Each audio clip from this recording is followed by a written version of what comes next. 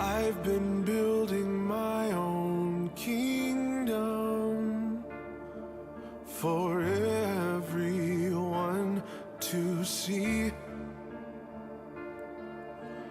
It exists to keep me safe from harm, and it's intact to glorify me. Nobody helped me build this up. It was me and me alone. I've appointed myself as the king, and I've given myself the throne. But it turns out I'm no ruler, and I have no control. So I have decided to destroy it all.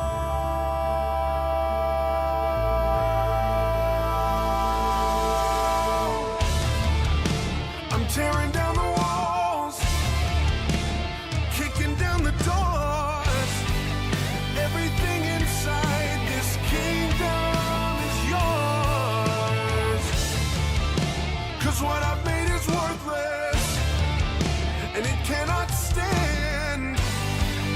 Come and breathe some life into my empty, cold, dead hands. Down with the fickle king, away with this fantasy.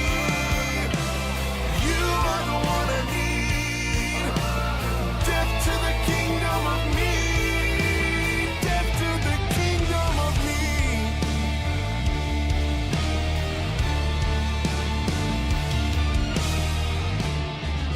I should probably be frightened. This empire's all I know, but it always does more damage than good.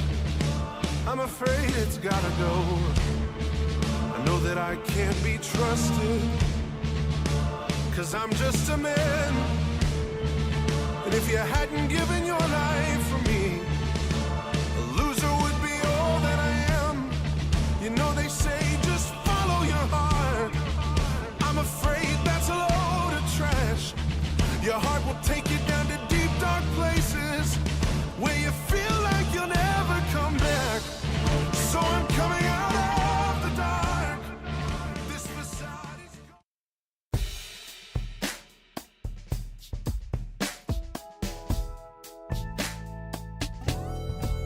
I woke up feeling like it was time to tighten up. Yeah, I woke up feeling like it might be a good day to get it done. That's right. Oh, the stadium is just like my second house. Now I'm two-tone talking, they can't shut my mouth. I woke up feeling like it was time to tighten up. Yeah, yeah, yeah, yeah. I woke up feeling like it was time to tighten up.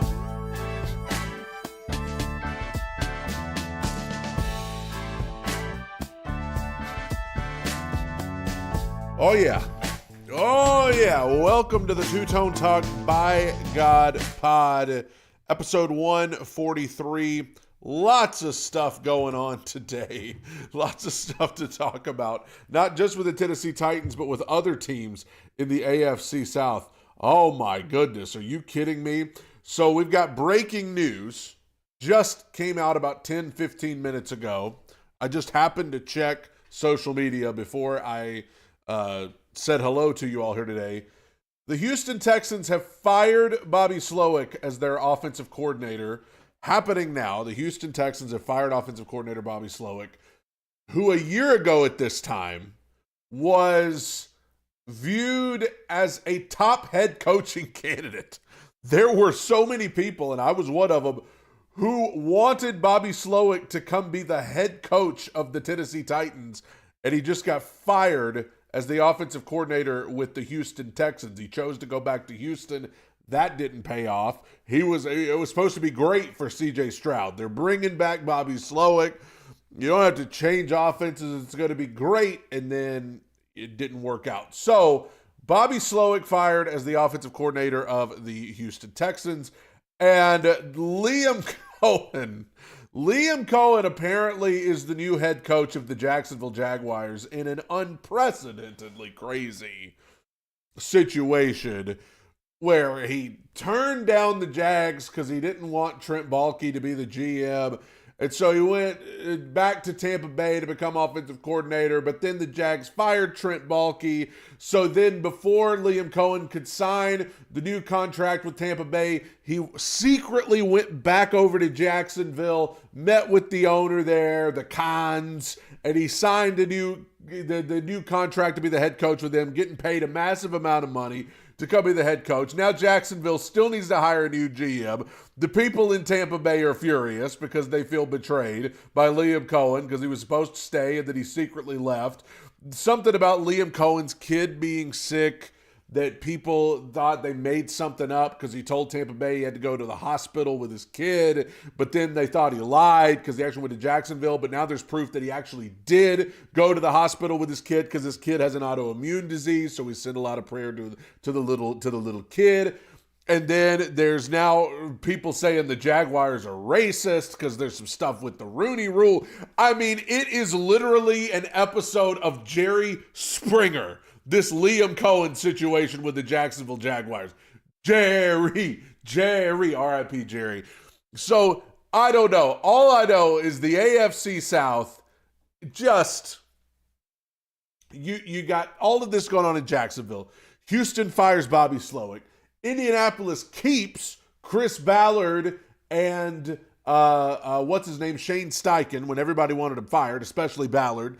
And then you got the Titans, who have just introduced Mike Borgonzi as a new GM. They're keeping Brian Callahan as the coach. And so today we're going to talk about a little bit of Mike Borgonzi's introductory press conference from Wednesday, some things he had to say about generational players and what the Titans might be thinking for the draft. Brian Callahan did an interview with Easton Freeze from A to Z Sports that I would encourage everybody to listen to. That's why I'm a little late getting started today, is because I wanted to listen to that interview before I went on today because I wanted to talk about what was said in that interview. So we're going to get to all of that. Let's start with the Mike Borgonzi press conference from Wednesday.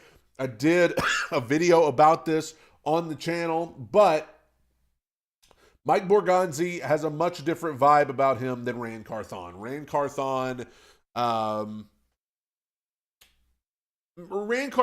I think one of the things we liked about Ran, he came across as so laid back, came across like somebody that you would watch games with, came across as just one of the boys. And then Mike Borgonzi almost feels like Mike Borgonzi feels like he is all business to me. Watching his press conference, watching him and Chad Brinker sitting up there together looking like the Brothers of Destruction, it really feels like Mike Borgonzi he's here to conduct business. And that's kind of what I would want from a GM. I mean, I'm not going to get my hopes through the roof. I'm not going to sit here and declare that the Tennessee Titans are back and better than ever. I'm going to have to see some results first. I'm not going to sit here and just declare everything's fixed, but I am encouraged. I liked what Mike Borgonzi had to say at his introductory press conference, but keep this in mind. Introductory press conferences are easy, okay?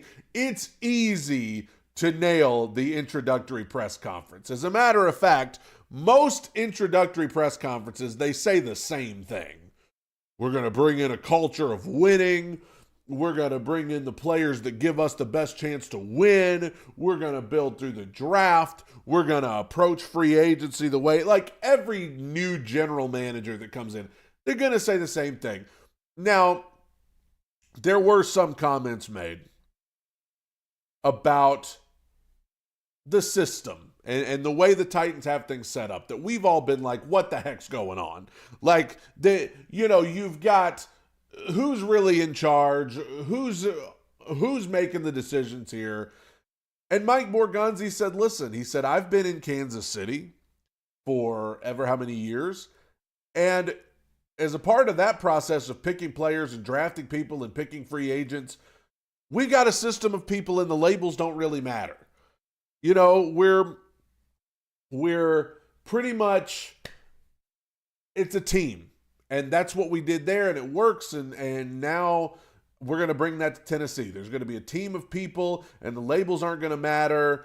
But one thing he did say, and this is where a little bit of the confusion still comes in. Chad Brinker said, I have final say over the roster. That's what Chad Brinker said. But then Mike Borgonzi said, I'm picking who we draft. I'm picking what free agents we pick up. Okay, who is... Whatever. You guys work it out amongst yourselves. This whole teamwork makes the dream work. This whole what's going to work, teamwork. This whole collaboration thing. Listen, it works unless it doesn't. I'm fine with it unless it's a disaster. If you guys get in there and can't figure out, and then people are stepping all over other people and people can't agree, if that's the case, this is going to be a disaster. But if you guys can get in there and do it the way it needs to be done, fine. Be a team. Be a collaboration. It didn't work with Rand and Vrabel. It didn't work with Rand and Callahan, but maybe it can work with Brinker, Borgonzi, and Callahan. One thing I want to note, because I brought attention to it on Twitter and people got all up in arms about it, Amy Adams Strunk was not even at this press conference. She was not even in the building. Titan South says, hope Chad Brinker lets Mike Borgonzi do his job as a GM. I think my gut feeling is he will, because I don't think Mike Borgonzi would have taken this job if he didn't feel like he was going to be able to do his job. Amy Adams Strunk wasn't even in the building. And I called attention to that on Twitter. I was like, this is different. It's like, since when does Amy not come to the new introductory press conference for the GM or the new head coach or whatever? She's always there front and center taking the picture and introducing, but she wasn't even in the building. Chad Brinker introduced Mike Borgonzi. Brian Callahan was there. They all took the picture together. No Amy. The owner of the organization's nowhere to be found. And a lot of people wondered, you know, what's that all about? What's the deal with Amy? I don't know. I mean, listen, Amy might have been sick. Amy might have had the flu or something. But my gut feeling is we would have found that out by now. I feel like if Amy were sick, that would have been said by now. I think in a subtle way, and maybe I'm reading too much in, I think this was Amy's way of sending a message. Sending a message that says, I'm taking my hands off the wheel. I am literally giving this to Chad Brinker. He is going to pretty much be in the role of owner. He's going to be, you know, like, I'm just going to be in my office. Take me out of this. You guys fix it. And I'm going to step away. In which case, that's fine. That's great. I don't know if she's going to be in the room on draft night. I don't know if she's going to be around. I don't know. But her not being there for this, you know, we've seen the pomp and circumstance before. When Rand Carthon got hired and they did the video of everyone in the organization standing up, giving him a standing ovation. We've seen the photo ops. We've seen all of the pictures together. And I think this was Amy's way of saying, okay, we're done with that. We're done with the photo ops. We're done with the social media videos. We're done with all of this stuff. What we're doing right now is we're hiring people that we think are qualified to fix this. I'm putting it in their hands, and I'm going to my office. In which case, that's fine. But I do think her not being there for this press conference does send that message to me of, hey, I'm done doing all this stuff just for looks. I'm done doing all this. I am literally giving this to Brinker.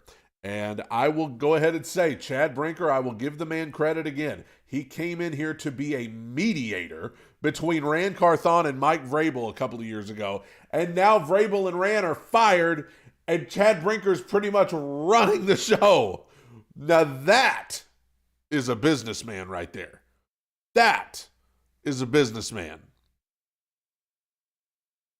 But yeah, Mike Borgonzi briefly mentioned Will Levis.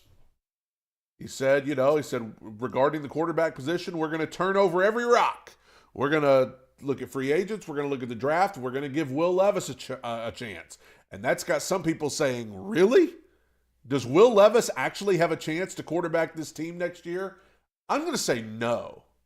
I think Mike Borgonzi probably said that because he feels like he has to. And also, I think maybe that could be leverage for a trade for Will Levis, because I think if you go out there and you pretty much say, yeah, we're done with Will Levis, it's going to be somebody new, then you're going to have a team call and try to offer you pretty much nothing for Will Levis because they know you're done with him anyway. Okay. But if you say, hey, we're still giving this guy a shot, then maybe you stand the chance of getting a 5th round pick. Maybe you stand the chance of getting a 4th round pick. So I do think the Will Levis ship has sailed. And if you listen to the Brian Callahan interview on A to Z Sports this morning, that more so confirms that the Will Levis ship has sailed. The only way I think Will Levis is on this team in 2025 is if he is the backup quarterback to a veteran bridge guy, if the Titans go that route. But the Titans said, Mike Borgonzi said, we're going to be aggressive in approaching this quarterback thing. And there was definitely a lot said about generational players. Chad Brinker said, we will not pass up on a generational player with the first pick in the draft. If we see the generational player, we're going to take him. And boy, has that comment made headlines. I mean, Adam Schefter, we're talking about everybody is like, oh, who was he talking about? Who was he talking about when he said generational player? Travis Hunter's the biggest generational player. Abdul Carter's generational player. Are either one of the quarterbacks generational players? Generational players! Everybody's talking about generational players. I think people are making way too much of that comment. I think that what Brinker meant when he said that was pretty much, if we see a guy that we feel like we cannot miss, we cannot pass on this guy, we have to take him, we're going to take him. Like, if there is a can't miss prospect at number 1, we're taking him, and we're not passing him by. I think that's all he was saying. I don't think he had anybody in mind specifically when he said that. I don't think he was actually thinking, I'm giving hints that I'm talking about Travis Hunter. At the end of the day, that may be Travis Hunter. At the end of the day, that may be Abdul Carter. But right now, it's so early in the process. It's not even February yet. They haven't even really, Mike Borgonzi just got hired a few days ago. I don't think they have anybody in mind. I think they don't know what they're going to do yet. Mike Borgonzi mentioned he's already gotten calls from people regarding trading up for the number 1 pick. At the end of the day, do you see a generational player that makes you turn down all trade offers? Or would it be worth, because Mike Borgonzi said he wants 12 first-round picks over the next 3 years. Not first round, I'm sorry. Now, that would be impressive. 12 top 100 picks over the next 3 years. Let's clarify. 12 first-round picks over the next 3 years. That's how you build a championship team. But 12 top 100 picks over the next 3 years is what Mike Borgonzi said he wanted. And Chad Brinker said that, I think. Who knows? One of them said it. Well, the only way you're going to get that is by trading back. Or trading players for picks in the top 100. And if you're looking at players on the roster that would be worth a top 100 pick, I'm looking at Jeffrey Simmons, maybe Harold Landry, maybe Calvin Ridley at some point, but it ain't going to be now because nobody's going to take on Calvin Ridley's contract. So, there aren't many nominees. Like, Will Levis is not going to get you a top 100 pick by trading him, okay? So if you want a top 100 pick, yeah, maybe then you do throw around the possibility of trading Jeffrey Simmons, even though Chad Brinker said we don't want to trade him. But of course you're going to say that. Like, why would you in an interview say, yeah, we'd like to trade Jeffrey Simmons? No, say you don't want to trade him so that people, will offer you more. Come on, guys. So, I mean, if you're talking about the possibility of getting 12 top 100 picks over the next 3 years, the Titans currently don't have a third round pick in this draft because of the L'Jarius Sneed trade. So, I mean, would the Titans be willing to trade back to pick up a third round pick? Because they stressed, all three of them, Brinker, Borgonzi, and Callahan, have all stressed how important those mid-round picks are, third, fourth, fifth round. Those picks, according to these guys, that's where you build your football team the best. And the Titans currently don't have a third-round pick, and I'm sure they'd love to have one. So we will see. But definitely reason to believe, that the Titans, and Ian Rappaport's reporting on this, Adam Schefter, it may not be a foregone conclusion that the Titans are just going to draft a quarterback.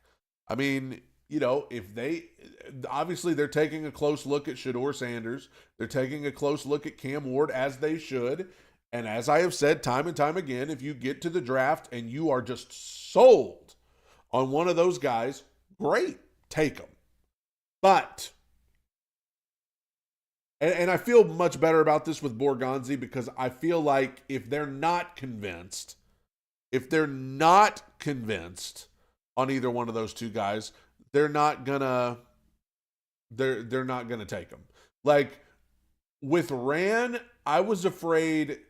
The one thing I was afraid is that he was going to take a quarterback with the first pick just because he felt like he had to.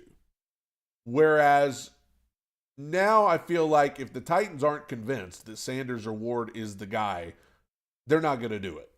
And so then you begin discussions about Aaron Rodgers. Obviously, Pete Carroll was hired as the new head coach, or looking like he's going to be hired as the new head coach of the Raiders. Is that official yet, chat? That Pete Carroll has been hired as the new head coach of the Raiders? I think that's a good hire for them. I'm a big Pete Carroll guy. But if Pete Carroll has been hired as the new head coach of the Raiders, does that open up the option of the Raiders going after Russell Wilson in free agency? Because Russell Wilson, Pete Carroll, obviously they've worked together for quite a bit. So I think the Raiders are at pick 6, which Will Levis threw a lot of those this year. That's beside the point. But also, here's an option in the draft that you're not going to like, because I'm not crazy about it either. What if the Titans traded back and took a right tackle in the top 10? Ugh.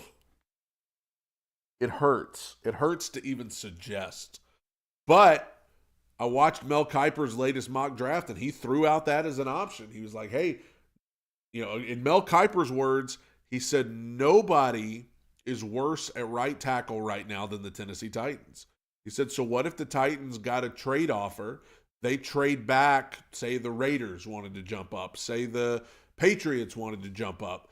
You trade back and you take an offensive tackle to play right tackle. I mean, that would be painful to me. I know how dire of a need right tackle is. But man, if you're up there at number 1 and we just come away with a right tackle, even if you don't take a quarterback, you need to draft Travis Hunter or Abdul Carter if you're not going to take either one of the QBs. Like, come on, bro. But, it's an option. I had a super chat here that I missed.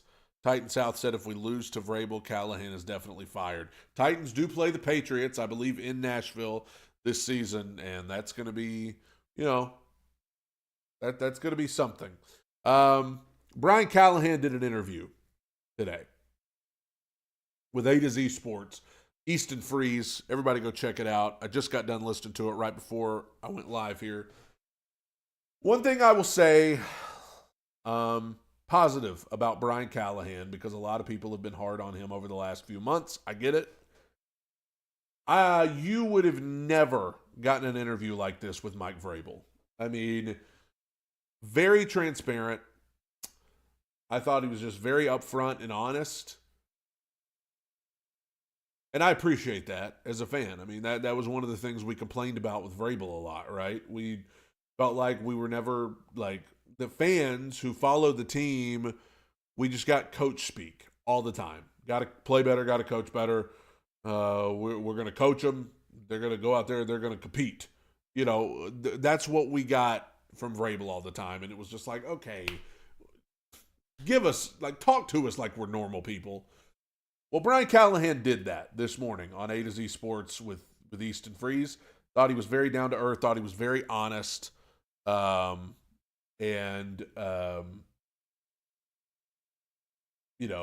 just thought that, Lewis, I don't know where the name Big Block comes from, but I don't like it, and you're going to get big blocked if you keep calling me that. So anyway, I thought the interview was good. I thought that, I really got the vibe that in Brian Callahan's eyes, I feel like Will Levis is just a very limited quarterback. I feel like in his eye, like if you got him in a room with no mics recording and we're just like, hey coach, what do you think about Will Levis? And like like I feel like he would just be like, man, this guy ain't very good. Like he tried to be as nice as he could, but man, it just I think, what was it he said? He said, I tried to make it as easy as I could for him or something. He was like, I tried to just have the play action, read down the field and just, go through your steps. But he pretty much said Will Levis was not good at just dropping back and timing precision passing. He pretty much said, like, Will Levis is not good at playing on time. I mean, as nicely as he could, he pretty much told you Will Levis was a big part of the problem. And that's not news to any of us. We knew that Will Levis was part of the problem. I mean, if I had to give out some slices of blame pie, like, Will Levis would get one of the biggest slices for this season, in my opinion. But to hear Brian Callahan pretty much confirm that from his eyes, yeah, like, we were not good enough at quarterback, to be any good this year. Now, he said he wants a quarterback with a good nervous system. What do you do when things break down? What do you do when protection doesn't hold up? What do you do when, things get off schedule? Will Levis was not good at that. Will Levis' pocket presence was an issue all season. Maybe improved that much, but not enough. The sacks increased when Will got in there as opposed to Mason Rudolph. And I think, like, the handwriting's just on the wall that Will Levis' time in Nashville is up. Doesn't sound like Brian Callahan is really interested in continuing forward with him. I think he knows that's not in his best interest. Some other things that Callahan talked about in this interview, I appreciated this question. He was asked why Treylon Burks got so many snaps early in the season over Nick Westbrook-Akine. And I appreciated Brian Callahan's honesty here. He first of all said, hey, I wasn't familiar enough with the roster. Treylon came in training camp. He was in good shape. He did a good job. And that's kind of been the story with Treylon Burks, right? He looks the part. He is a tremendous physique. Every year in training camp and in practice, we see the clips of Treylon and we're like, dang, all right, maybe this guy will be something this year. And then inevitably, it just never translates to the field during actual games. And then he gets hurt. And so Brian Callahan, what I appreciated was his honesty when he said, listen, he said, Treylon Burks was a first round pick. This organization had a lot invested in Treylon Burks and in him being good. And so we wanted to give him every opportunity to do that. Hey, I get that. I get that, of course. That is the kind of answers that I always wanted from Mike Vrabel because it's just honest. Like, hey, yeah, we drafted, what was Westbrook Akine? What was he, like, undrafted free agent or something? Or an undrafted rookie when he came in? Whatever. Like, Treylon was our first round pick that we traded up to get and traded AJ away. And we took him. Like, this organization had a vested interest in him being great, in him getting every opportunity he could. So I thought that was a good answer. And he also said, I told Nick Westbrook-Akine at the end of the year, wish we'd have gotten you involved sooner. Wish I'd have known what you were capable of sooner. But he's a first-time head coach. I mean, some of those things you just learn on the fly. I also thought he had a good point when he said, I didn't think we had a Super Bowl roster, but he said, I thought we had a roster that could be competitive and show signs of progress and some signs of life and improvement. But he talked about Chicago week 1, talked about the Jets week 2. He said those are 2 games we felt like we should have won, and then we didn't, and it set us back. We really, and then we beat Miami in week 4, and he said, if you go into your bye 2-2 or 3-1, there's a much different feeling around the team or the organization. But instead, we were 1-3, and then we come back and we lay an egg against the Colts 1-4. He said these are just, those early season games. And I've said this so many times, those early season games where you just think, oh, well, we'll get it together at some point. No, those early season games matter because that kind of shapes the mindset and the mentality and the feeling surrounding the organization. When you fall to 1-3, 1-4, you're a first-time head coach, a lot of new faces on the team, it gets extremely difficult to right the ship.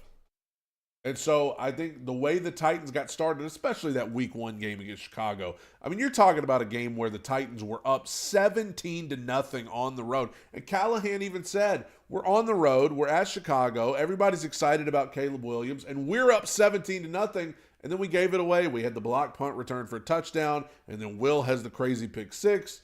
He's like, well, when you start the season that way, that's why on the Tidy Awards, that somebody already mentioned that I did last week, I gave worst play of the year to that flick 6 from Will Levis because it set the tone for the entire season. And it became increasingly hard to get it back on track. So, I mean, I think there's something to that. But I also thought there were some things Brian Callahan said that I did not agree with from a fan perspective. He said special teams got better to the point where the special teams were good in the last half of the season. I disagree. I think the special teams were better, yes, but the special teams unit was passable. It was not like extraordinary. We never had any meaningful punt returns of our own. We never had any meaningful kickoff returns of our own. We still had a lot of penalties against our special teams, punt team, punt return, whatever. We still had turnovers on special teams. The coverage got better, yes, but I mean, obviously the Titans have fired Colt Anderson since that interview took place. That had not happened yet, I don't think, when that interview happened. But, I think the special teams, you're giving them a little too much credit. I think he kind of downplayed how bad their performance was against Detroit when the Detroit special teams performance got brought up, and he was just like, yeah, that was challenging. I was like, oh, yeah. It was one of the worst special teams performances I've ever seen. Like, that right there was the death nail in the special teams unit. So, and then he also said he felt like they had a good system for making in-game decisions, like going for it on 4th down or short yardage situations or when to challenge stuff. I find it hard to agree with that because there were just so many situations where they went for it and they probably shouldn't have, or they went for it and the play call was awful, or they challenged something that was never going to get overturned, or they didn't challenge something that would have been overturned. I feel like there were a lot of instances like that. So I do kind of disagree with Brian Callahan, but I mean the guy seemed pretty confident in himself. He definitely was like, I'm not giving up play calling. I feel good. I mean, the only thing he said that he didn't feel good about that he did this season was little stuff like having longer meetings or having longer practices, that kind of stuff. But overall, in terms of play calling and stuff in game, he really didn't seem like he was that concerned with anything that he did this season. And time will tell whether he's right for feeling that way or wrong. But there's got to be a reason why they kept him on and didn't fire him with Rand Carthon. So time will tell. Yes, as Lone Star Titan said in the chat, Brian Callahan is a likable guy. He seems like a very likable, down-to-earth person. We'll see if that translates into being a good football coach. He's got one more year to prove it. The NFL playoffs this weekend, AFC and NFC championship game. Let's make some picks for those. NFC championship game, the Commanders and the Eagles. I would love to pick the Commanders to win this game. I would love to see that story continue. I just feel like the Eagles are going to win. I'm going to be rooting for the Commanders big time, but I think the Eagles are going to win the NFC championship game. It's in Philly. I think that the Eagles just have more experience. They're more seasoned. They've been to a Super Bowl recently. They've been there, done that. And so I think the Eagles will beat the Commanders, unfortunately. Even though I'm going to be rooting hard for the Commanders, I do think the Eagles will beat them. And then the AFC championship game between the Bills and the Chiefs. I'm hesitant to do it because every time I pick the Bills to beat the Chiefs, they don't. But for whatever reason, I'm going with the Bills. I'm going with the Bills to beat the Chiefs to set up an Eagles-Bills Super Bowl where most of the country will be rooting for the Bills. I think it's got to be the Bills' time. It's got to be the Bills' time. You have got to finish the story and beat the Kansas City Chiefs this Sunday for the AFC Championship. Thank you guys for joining me for the Two Tone Talk by God Pod. This is the Two Tone Talk podcast where we're staying way too high on the wins, way too low on the losses. I will see everybody Monday for Two Tone Talk. Thank you guys. God bless you. Tighten up. Bye.